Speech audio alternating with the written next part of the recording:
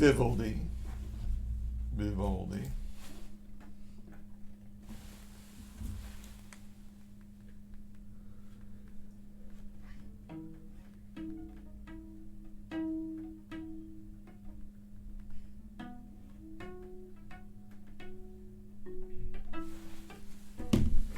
And did you listen to a little bit? Yeah, I listened to a couple of different recordings, not just the ones that you said to look at. Mm-hmm. And What do you think about the piece, just generally? I like it. I like it a lot. I like the first two movements. And that's the ones I think I want to play. Is Great. the first two, the first Largo and the first Allegro. Yeah. The Baroque sonata usually had 4 movements: slow, fast, slow, fast. Mm-hmm. And sometimes they even had, in the terms of, they even had like dance-like movements like courant, jig, sarabande. So we may have like a opening adagio or largo, then we would have a courant, and then maybe a sarabande, and then with the jig or something fast. Sometimes there'd be allemande, would be the second one. And but a lot of times we'd have largo, allegro, largo, allegro. You notice that the last allegro is in 3/8, so that gives it a little bit more variety. Yeah. To end with. So, and these, were very common. Vivaldi, I don't know, it says that these were written in Paris, and I'm not quite sure about the history of why he did that, except that, do you know a little bit about Vivaldi? Only a little bit. Well, he was a priest. Also, he was working at an orphanage for abandoned girls, and it was a special orphanage because they educated them, and these girls were like, I guess you could call them children born out of wedlock to noble men who had mistresses. Mm-hmm. And so these children would go to this convent and be educated, and they were able to play instruments. And Vivaldi was teaching them music. Not a bad teacher to have. Yeah. And he would, consequently, there was many talented girls there, and he would write music for them, concertos and sonatas and stuff. And it was very well known that those girls were good, and so people would come and watch them or listen to them. Except because it was a religious setting, you couldn't see them perform, because I guess people thought that would elicit like weird feelings in people who saw them, especially men, that they would see these pretty young women playing their instruments in a very passionate way, and then elicit these sinful feelings out of the men. So they had like this kind of screen where you could kind of see through the screen, but you couldn't really see behind the screen, Mm-hmm. but you could hear them, of course. So it's a very interesting story. And so anyway, so he wrote a lot of sonatas. So he wrote a lot for everybody. Excellent. So then we keep working on the popper as well. Yeah. And so we also have our system of warming up. Remember, we have 7 parts to it. The first part is the arc of the bridge. The second part is the arc, but now with the open strings. The third part is pizzicato bows. Third part is a pizzicato bows. Fourth part is pizzicato bows with string crossings. Fifth part harmonics. Sixth part with pizzicato bows. Sixth part is what? Fiddling. Yeah. scale.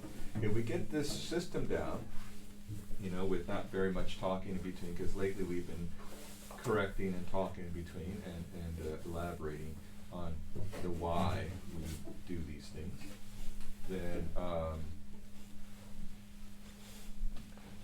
it shouldn't take very long. I mean, 10, 15 minutes. If you want to spend more time on scales, it could take you 30 minutes or an hour, but the initial warm-up is pretty fast. So let's try it together. Bow in the middle of the string on the bridge. Touch the cello on the right side. There you go. All the way up. Touch the cello on the other side. All the way back. Up and forward. Down and back. Follow in a continuous motion the arc of the bridge. All the way up. All the way back. This gives you a pretty good approximation of where your bow should be on each string. It gives you the full arc from the C bout on the C string side to the C bout on the A string side. Now, let's play the frog and just copy the motion, the movement in a continuous fashion. Don't worry about rhythm. Ready?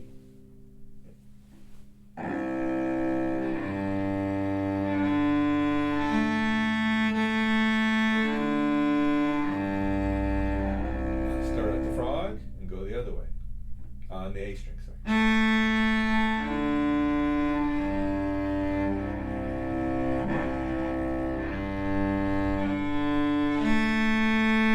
Let's start on the C string at the tip, and the C string to A G string is the distance is greater, so cover that distance a little bit more quickly. Watch. You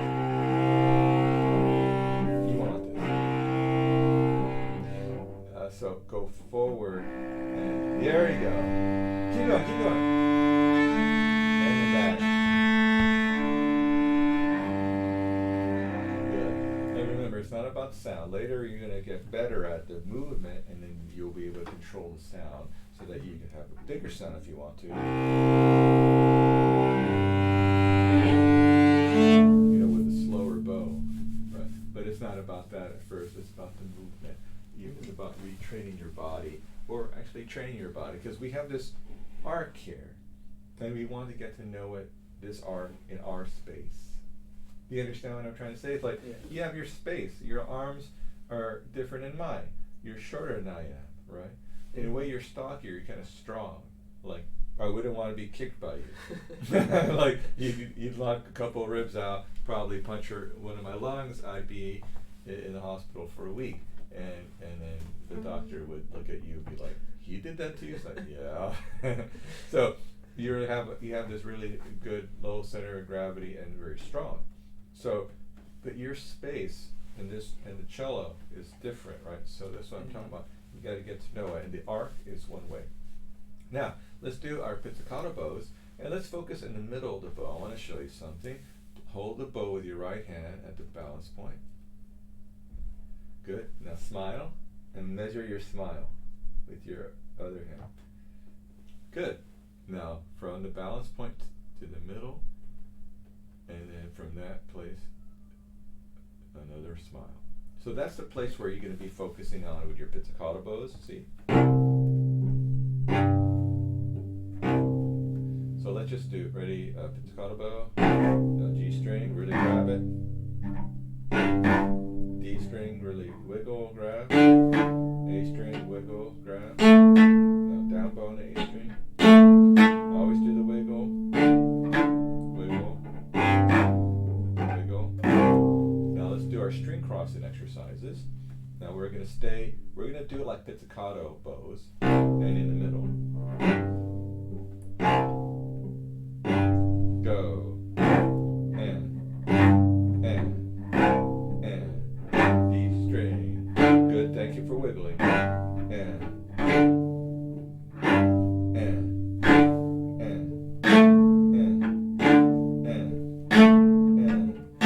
up bow.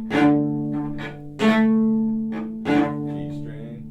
Meanwhile, be aware of the bowing angle, and go. Lift the bow off the string. Now lift to the D. Lift up and forward.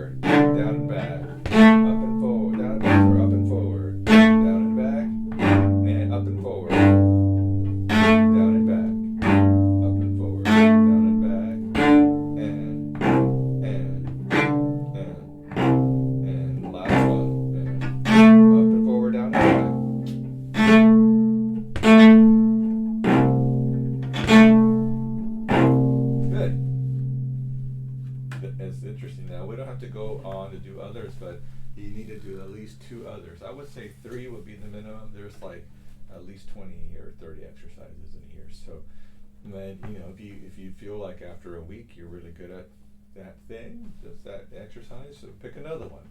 The double stop ones are really good because you feel like you're working doubly hard, but actually what you're doing is you're not working harder. You're just, you know, balancing on 2 strings. But it's something that we need to do.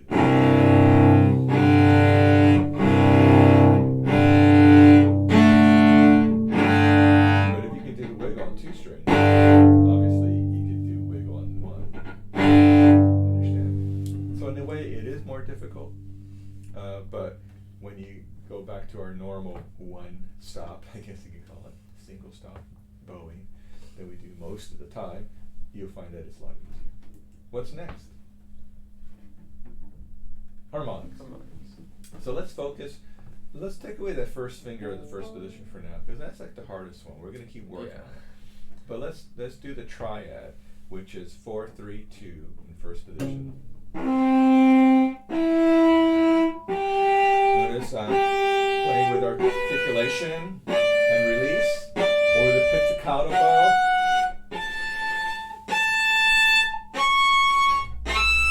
By the bridge, you articulate and play with a fast bow on the inside of the string. Ready, go. And excellent. Next one. Inside of the string feeling.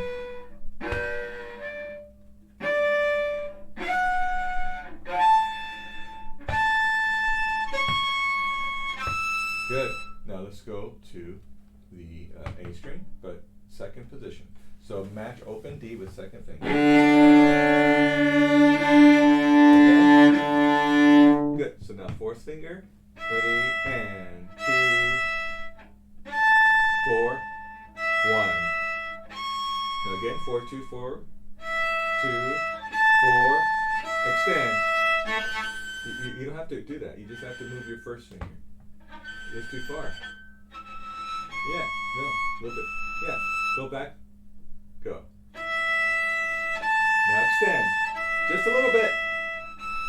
Next string, no extension. Go. 4, 1, no extension. You're extending too much. Thank you. A little extension. Now when you put your fingers down, look here. So this is 100%. This is 0%. This is like 20%. Put a little bit, hang a little bit in there. You can still play harmonics. Okay. If you go to like 60%, you're gonna have, instead of harmonics, it starts to sound like you're playing a real note. You don't be so feather fingered that you're like, you won't find your spot. You need to have like 15 to 20% weight balanced on there. Ready? Okay. You already did that one, right? Do the G string up. More weight. First finger.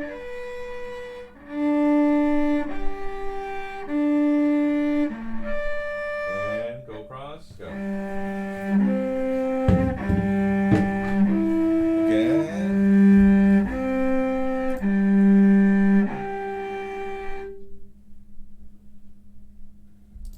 And now, sorry, I forgot. I had this draft ready to go.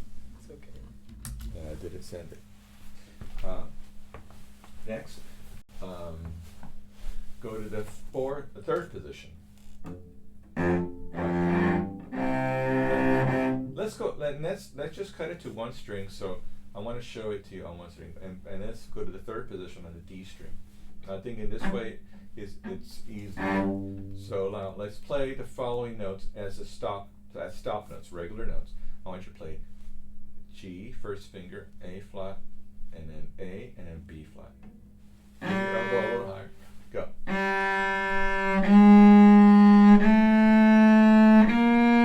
See your fourth finger stretch? You don't have to stretch. Yeah. It's a problem that we have. And I think it comes from the following. We start cello, and most of us start in public school, and then they ask us to you play first position, and then we have G sharp, and what's the first thing we do? We keep these three together and go like that, instead of doing this. Yeah. Or moving up a half step and then moving back. That's how you teach the extension. Move your hand back so that your fourth finger's on G sharp. Yeah, and bring your arm up just a little bit. Just extend back. That's how you do it. So do it again. This is the first lesson for extension. You put all four fingers down on G sharp. So it's G sharp, G, F sharp, F. Just like this. And then move back. That is an extension. Not the other way around. Because if you do this, if you start from the first position, more people are going to do that. It's in a class situation I'm talking about. And it's very hard for us to understand, but I think the problem is the following. A lot of orchestra teachers play violin. It's just the nature of the beast. There are more violin players than cello players. So this is why it happens. You understand? Yeah. Okay, next. What was I going to say? Okay, next is the, so let's go to the third position. So check your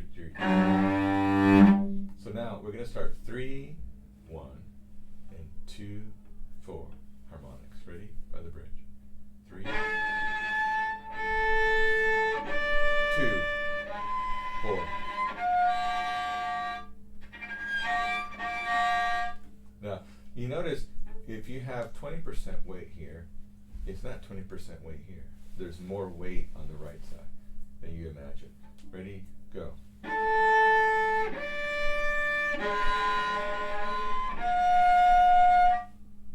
You're almost too low. Trust yourself. Trust yourself. See? Oops.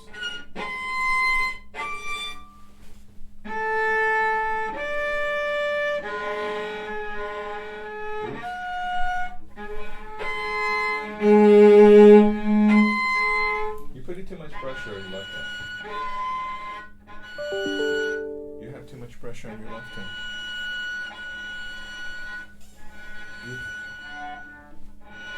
Go that way. 4.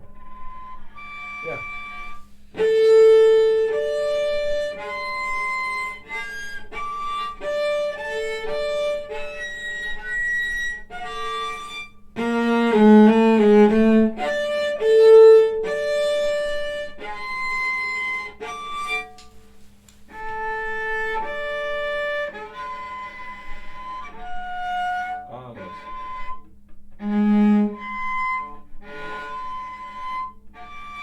Yeah. So now go back to the original stop notes that we had. The 1, 2, 3, 4. G, A flat, G, A flat, A. Yeah.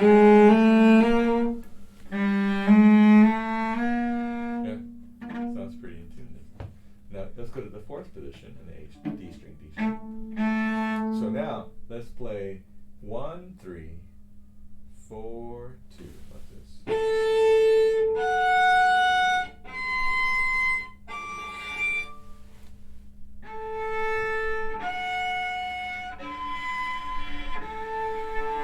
Bridge. Thank you. You notice if it's too light or in the wrong place, it won't come out. More weight to the right side.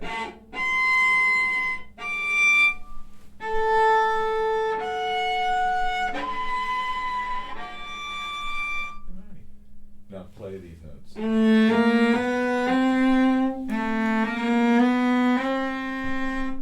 Beautiful intonation. Let's keep focused on why we are doing this. One is we do things not because they're easy, but because they're difficult. We shouldn't be afraid of difficult things. But difficult things, you got to take them in small portions. So and we have to have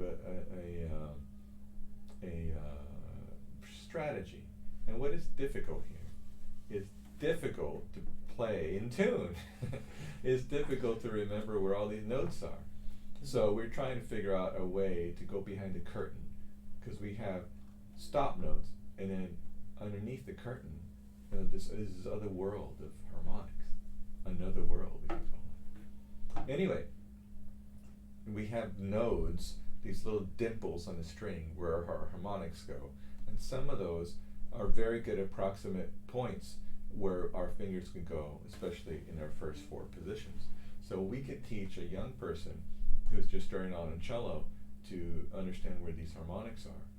First by the 4th finger here, first position, first finger in the 4th position, 3rd finger here on the middle harmonics, go a little bit further. Yeah, right. So that could be done, pretty soon after they start the cello. So they could start dividing up the string in their mind. And just like I asked you before about your house and how you remember where everything is, you have a map of that house, or your grandma's house. If you spend a lot of time there, you know where everything is. And the same thing on the cello, we have to develop this map. Now, besides the approximate locations of most of these notes here, we also work on our tone. As you know, if you play too lightly, it won't come out. If you play with too much pressure, it won't come out. So you're finding the balance. Equilibrium is a good word between the pressure, or the weight that you balance on the right side, the location, which is near the bridge, and the speed of the bow, right and left speed.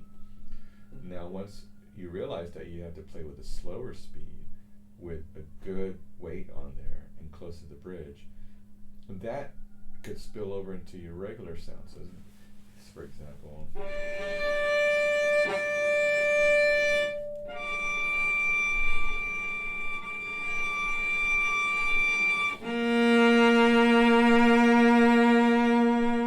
I didn't add any extra weight.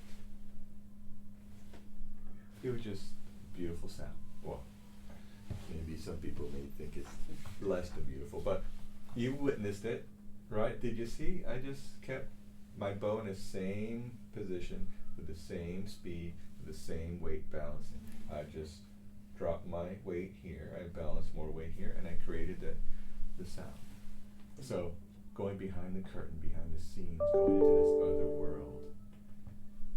I'm not going to call it a spiritual world or something, but it is it's like another thing happening, you understand? Mm-hmm. Okay, now,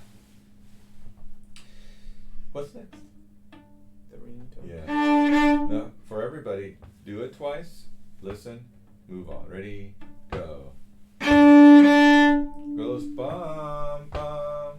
Now here's where we're going to open up our sound and get stretch out a little bit. Ready, go. Next, go. So that has a weird sound, right? So we don't have. So get it further. Move away from the bridge. Yeah. Now I notice that you're on the side of the hair. Can you be more flat here? But the bow hair is like a ribbon. You notice if you're flat like this, it'll flatten out. But maybe a little bit more like this for you, and curve your fingers. Ready, and next one. A little sharp, right? First finger. Next one. A little sharp. That way. A little flat. There you go. Now, 4th position. And make tunnel fingers so that you can see the G string range. Next, go. Next, and 4th finger. And go across. 4 fingers with just 4th finger. Go. Now, 2nd finger, C. Do it again. Again. Now let's do all the middle C's like this.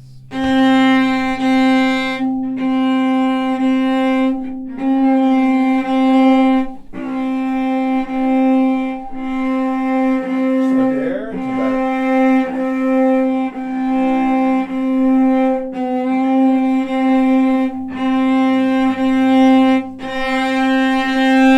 Let yourself go.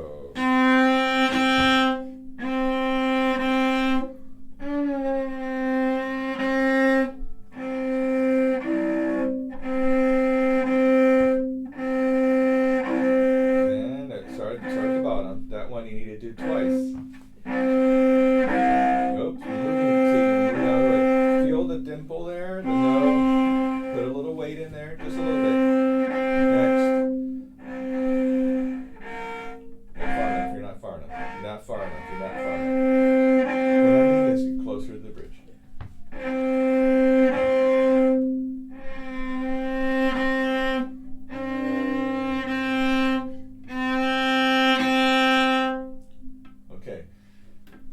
So it's hard, but it's fun once you get it. And if you need to do 4 notes each. And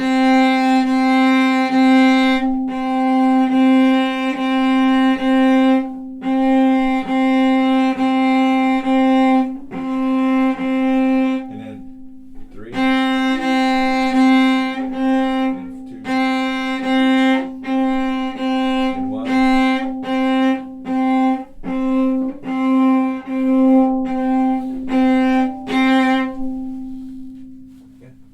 It's a good exercise. Next, scales. So let's pick one. How about B flat major? Remember what we just learned today. Get your position. Extend. Oh no, the other way. Listen. Yeah, so this is a regular position. Now we extend. Ready? And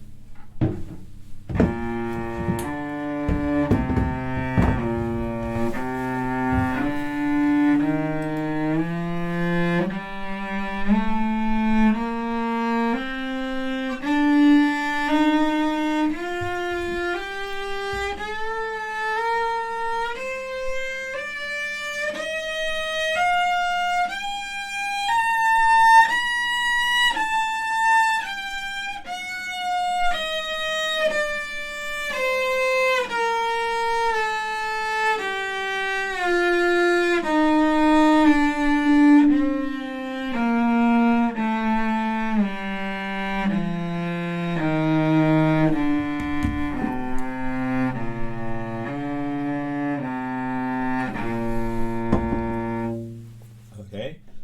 You want to try one more time? Your face looked like, can I have another shot at that? Let's try it. Ready?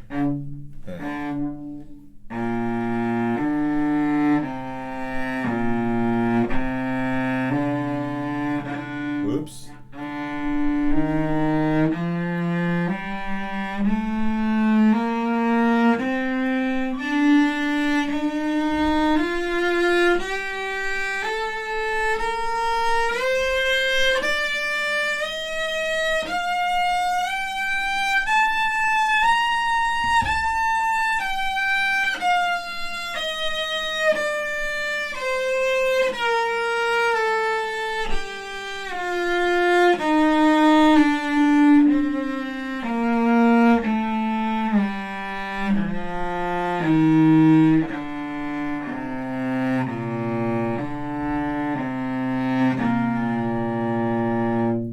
David, that was really good. I think there's something weird about your.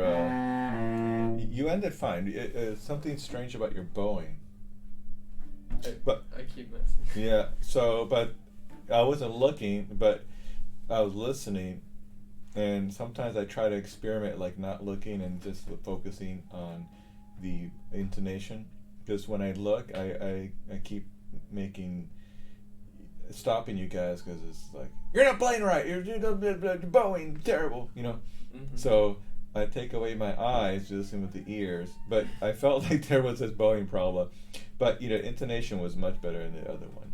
Now, what I want you to do is I want you to go and listen to your videos, and when you're playing your scales, and then figure out what's going on there.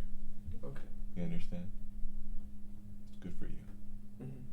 Because it'll train your ear to be more critical. Okay, now, why don't we play a little bit of your popper? Okay. It's getting better, isn't it? Like you're going faster through this system, and we're spending here. You know, it was more like we had like 25 minutes on this. Earlier we had more time, so.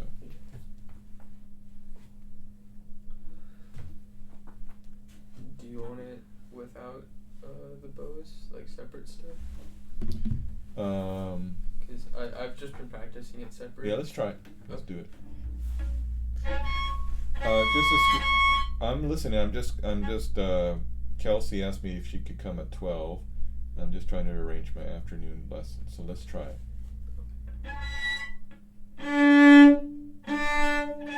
So that. Yeah, don't stretch too much.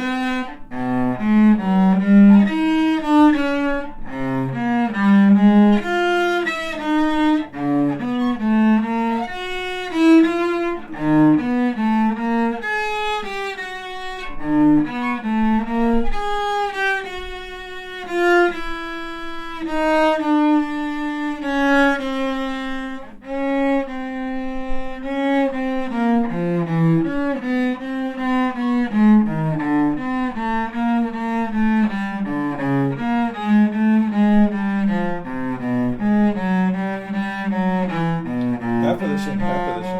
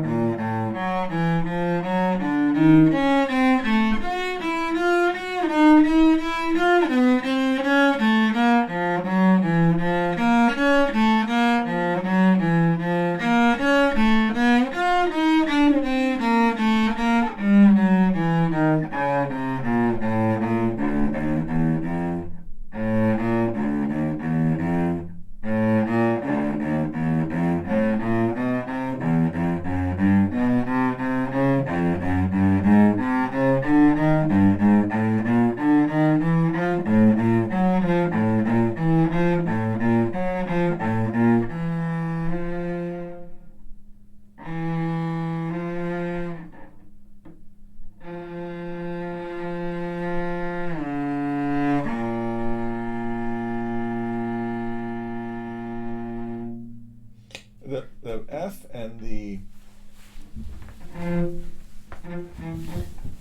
F and the B flat were good. The D flat was weird. Yeah, Extended.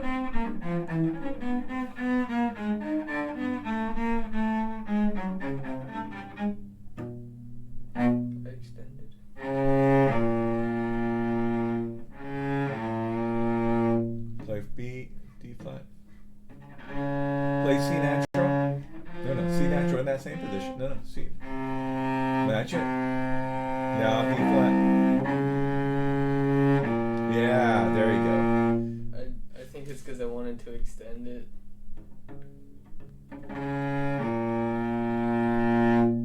Yeah. Yeah, there you go. I did something weird here.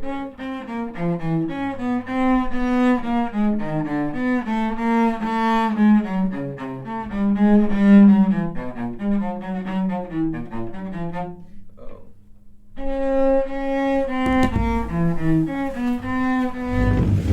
went to it. I didn't do the whole step. So, David, first of all, good job, good work. I could tell that you've been practicing and very diligently trying to figure out how to do everything. So now, let's hyper focus a little bit on what fingers do. So let's that passage you just had. So let's just play the first fingers only. So on the D string. So we have first finger, D flat. Now first finger again, A flat. First finger again, F sharp or G flat. One more. What is this step called? What's the interval? You go from B. Yeah, so we had 1, 2, 3. Hold.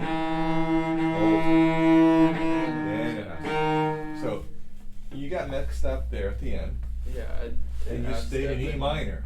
You love E minor so much, you're like, I'm gonna hang out here for a while. Let's camp out here for like a week. It's nice country. Yeah. So let's figure this out. Now, what is happening with your other fingers? Do you have an extension? It's basically these.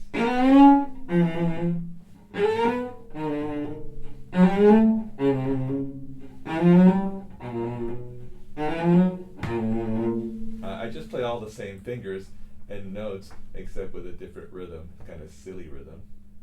So we can go like.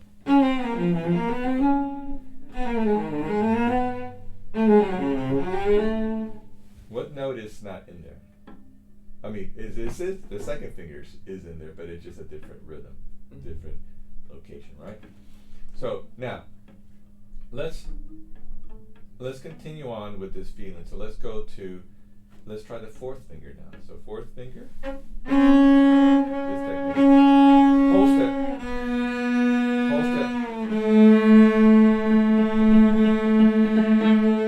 Whenever you have an open string, try. Thank you. Yeah. Wrong way. Okay, so now let's do like this.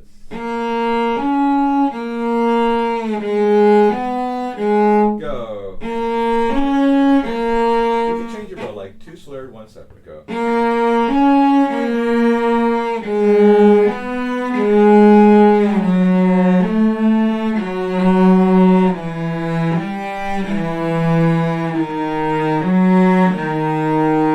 Okay, now let's do like this.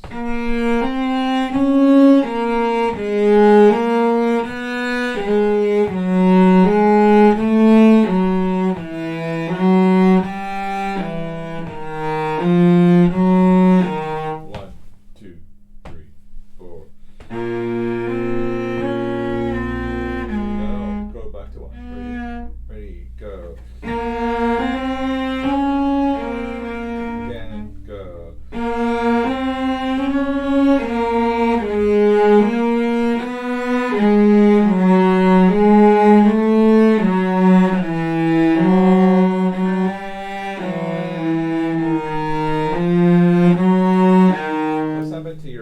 Happening to your hand? To the fingers. Wider. Yeah, the distance between the fingers is getting wider.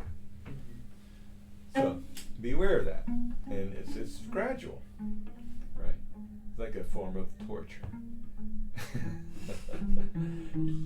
you know, like a medieval torture is, you know, they're like you're getting like spread farther and farther apart until you die. Okay, ready? Pretty dark day. Ready, go. Why are we not adding that? We're not doing that yet because we're gonna come back to the second finger, and we're just trying to make it easy for our brain to understand what's going on here. You understand? Ready? Go.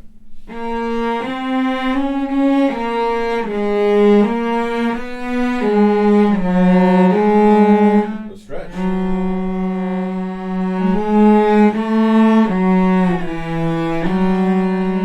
It's the same pattern. Again, to make it really, in your mind, there's something going on that's more complicated than I'm teaching you. Actually, I'm teaching you something very simple, but you're making it complicated. So remember, what do you know? Whole steps, and then a half step. What do you know? Just a 1, 3, 4, 1. Ready, go.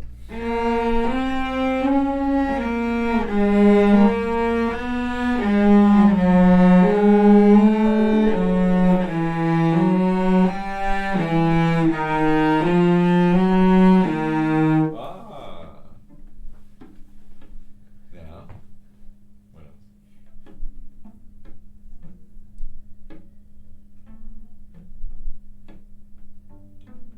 So, what about 2? How about this?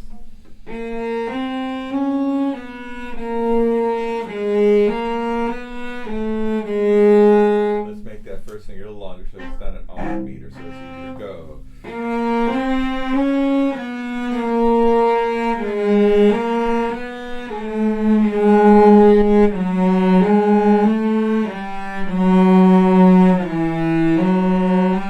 Stretch, go ahead.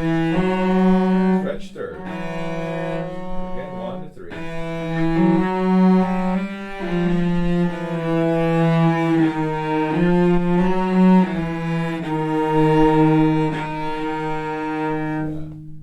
So now, let's play what's written in there.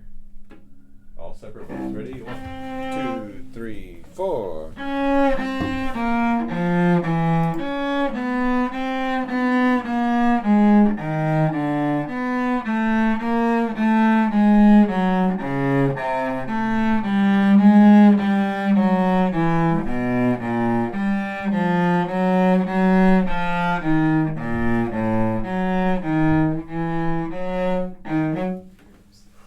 What happened? I stopped paying attention.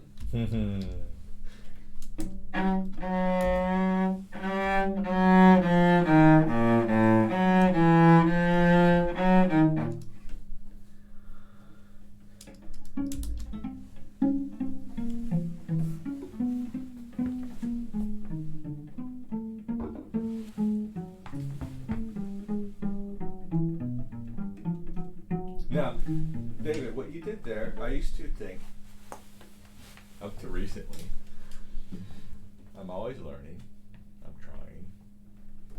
My father is he's my inspiration. He's 91, he's always reading something. I guess he's learning something. But he's still alive, very much with all his wits about him. But I used to think, why are you doing pizzicato? It's like 6th grade level. But you know, when you play left hand only, you focus on the left hand. You take away the right hand, you take away some complications.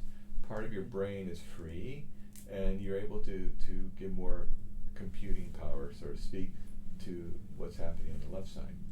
And to have a good weight on the left side, obviously you need a good weight. Otherwise, it's going to sound very thuddy, right? It won't have a good sound. So.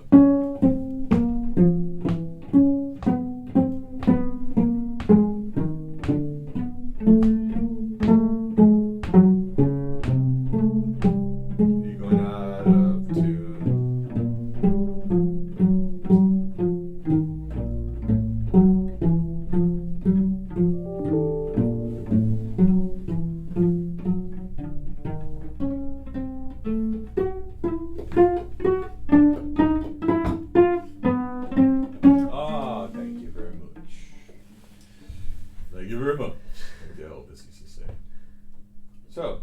I used to be a waiter at this restaurant, and actually, I was sort of like just not the waiter, but I just was the busboy. But that night, I was like helping because someone wasn't there, and there was like these photographers and models that came in because they were having some kind of show, and then they're like, "You look like Elvis," because I guess in that my hair and the lighting and everything, and I said, "Thank you very much."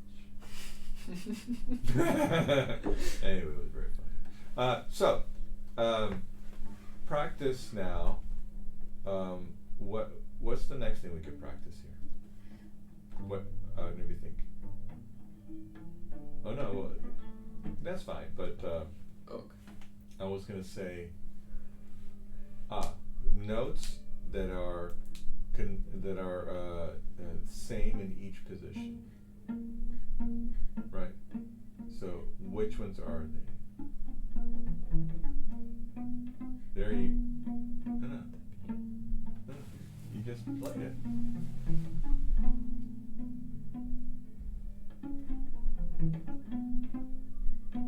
Thank you.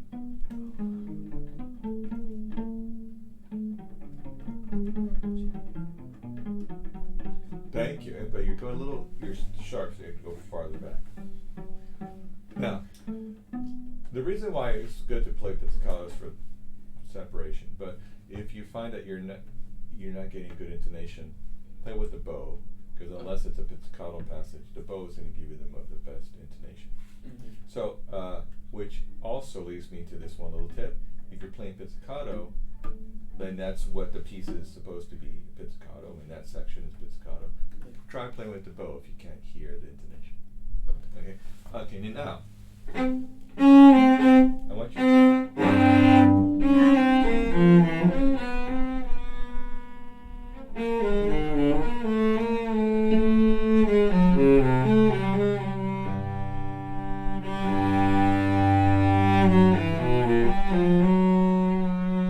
that one is the same. Okay?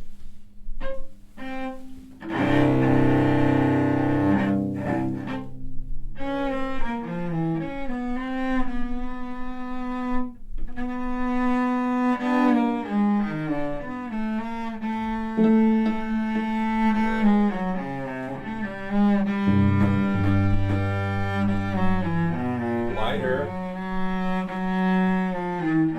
First finger wider. Too sharp.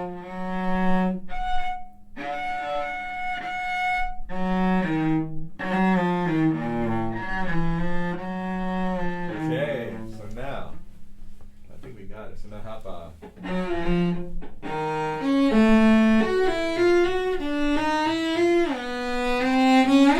So let's go to the top. This is fourth position.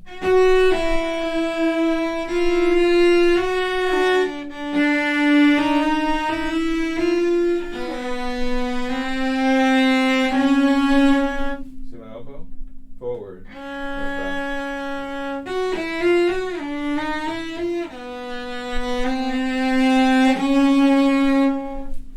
Thank you. Next one. Try 3. Then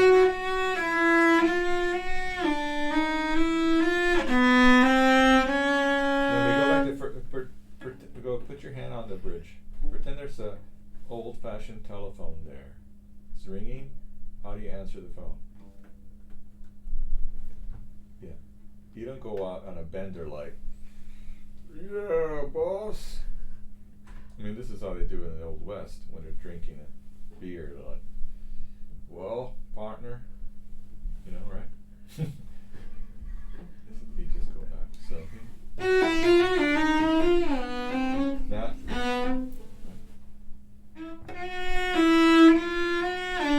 answer the phone. Yeah, doesn't that feel easy? Yeah. I feel like Yeah, it doesn't feel like you're gonna fall off. yeah. Right now, let's figure out where these notes are. So.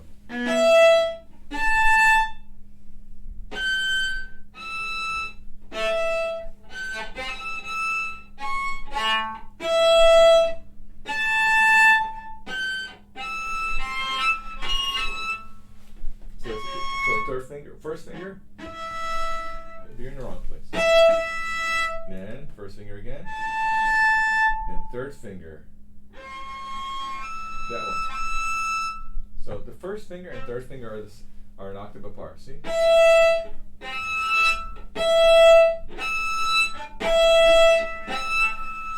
Again. Oops.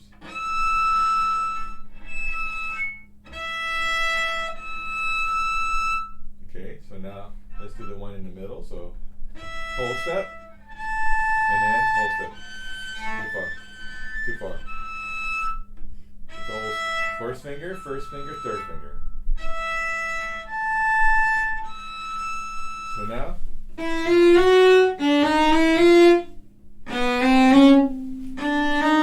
Start fourth pitch. No?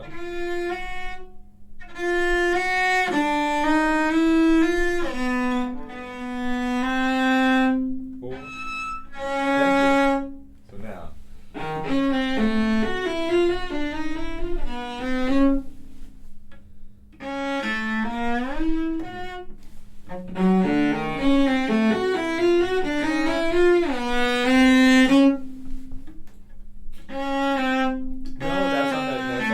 That's on the D string. Yeah.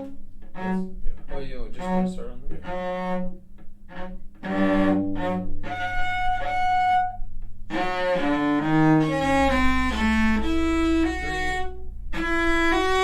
No, you start with. Okay,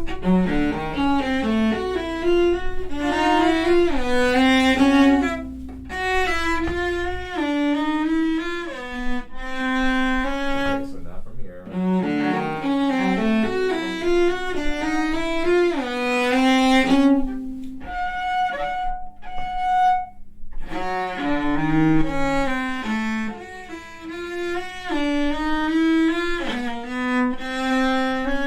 Okay, do it a little more smoothly.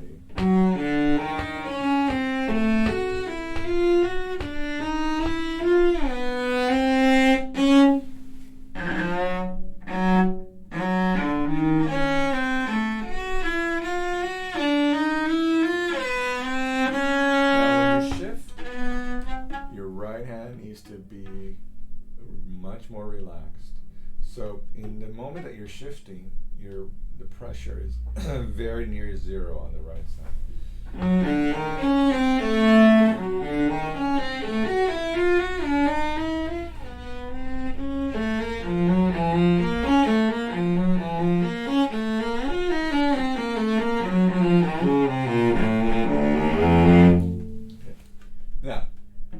Now the next thing is this is that position. Second. So let's start here. By the way, it's down.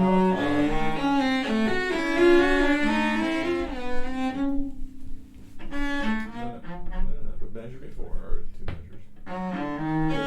So that first note is a down bow, isn't it? Yeah. Go to the tip. Because it's going to be here, right?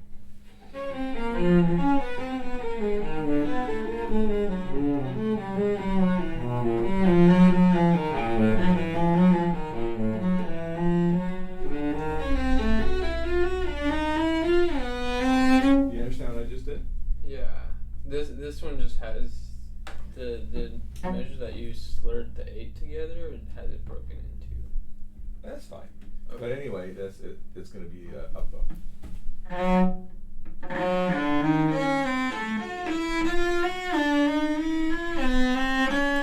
see, it must be a different edition, right? This one is what we're talking about. Oh yeah. Okay, so maybe so it's going to start down bow then. Yeah. Start a down bow, Okay. and just follow that bow, and it's fine.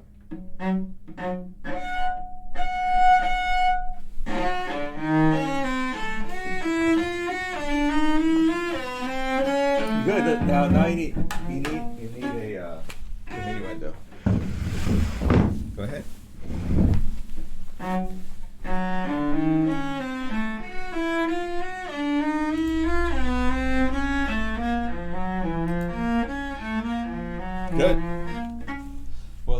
very much.